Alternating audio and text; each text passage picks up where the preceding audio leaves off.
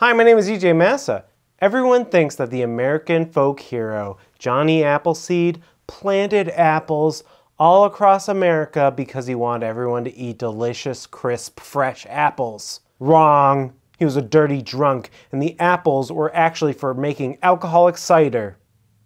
So he's really more of a hero than I thought. And it inspired me to make apple cider mead, which is sometimes referred to as Cyser, which is sort of how I pronounce cider when I've had one too many hard apple ciders.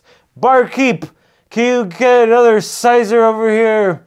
This will be a simple recipe, and I got this honey because I saw the words New England and local, and that branding suckered me. Although it is bottled in Colorado and it counts New York as part of New England. I go to the Biggie every year, and there's no New York State building.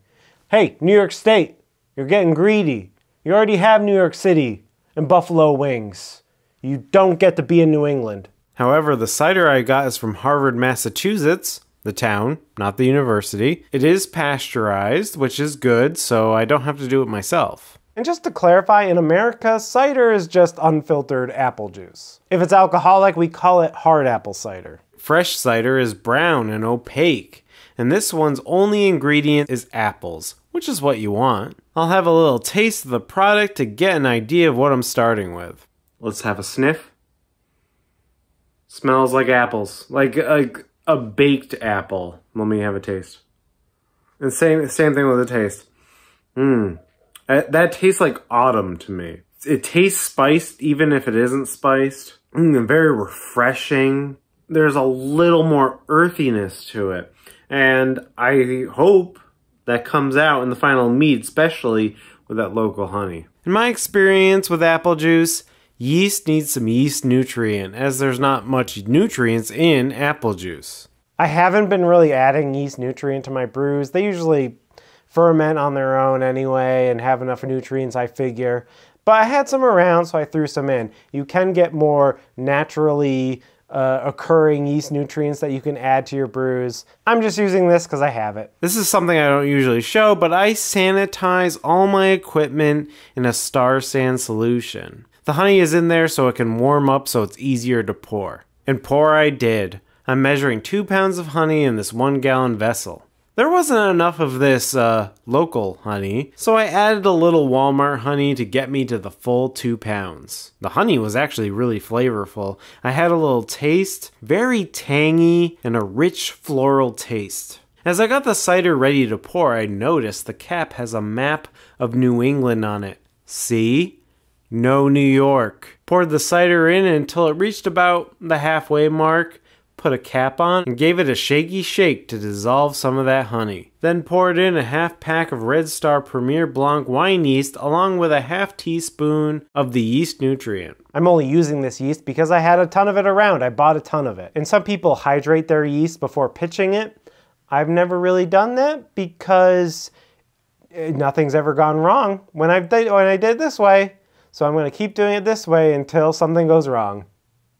Shook up all those things and poured in more cider until it reached the neck of the vessel and shook it up some more. And of course, it's always good to take a specific gravity reading so you know where you are when you're starting the brew. And it's about 1.116, which is exactly where I want to start. Dried out me bunghole and put me bunghole and put an airlock on. And that, of course, will ferment in my spooky basement for about a month. Couple days later and you can see some awesome activity. Lots of bubbles so we know the yeasts are working hard. They aren't sitting in the basement playing Pokemon Snap. Thought I'd reward that hard work with another half teaspoon of yeast nutrient. Oh, and it looks like they liked it a ton. Woo, look at that. 1 month later and wow, it doesn't even look like the same liquid. It's clear. Remember how opaque that cider was? Now it looks like apple juice. I racked it off the sediment and into a new vessel, where I stirred it to degas it a tad. Then I took a gravity reading, which ended up around 1.000. So it's pretty much dry.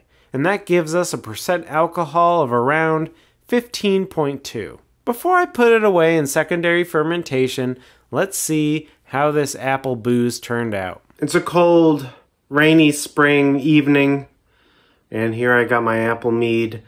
that just got out of primary. Let's take a little sniff. Honey. I smell gobs and gobs of honey. Oh, it smells so good. It just smells like, smells like a bowl of Honey Nut Cheerios. No, it smells better than that. It smells floral. It smells like honey. It smells like floral, fresh honey. It doesn't smell like apples at all, actually. Let me have a taste. I'm so surprised how little this tastes like apples. It tastes like a really rich, meaty mead. Like, it tastes super of honey. Like, I'm trying to taste cider, and I can't do it. It just tastes like a really, it tastes like a really good mead. Like a really honey mead. So I'm going to put it in secondary for a while, and let's see if it gets some of those apple flavors back, because I don't taste any apple. A week later, I wasn't seeing any activity in the airlock, so I decided to just bottle it. And another week after that, I popped one open just to have a final taste. It looks very clear and very refreshing. I only really smell honey. Still only honey on the nose. I mean, like, I'm trying to hunt for an apple taste, or because it looks like apple juice to me now. And I'm hunting for an apple taste, but it's really just a really good traditional mead. I'll age it for a little bit longer. I'll do that maybe in another video. Maybe. Or maybe I'll just drink it all. Probably that one.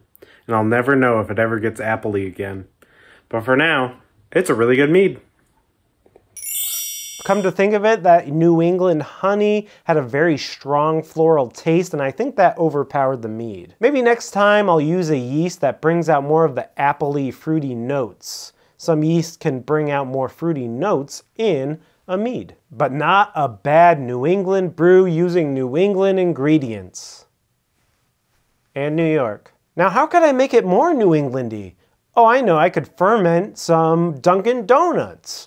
And then maybe spike it with some Sam Adams, put a glob of Ben & Jerry's in there. Oh, and then to back sweeten, I'll use some maple syrup. I better get to work. Until next time, bye.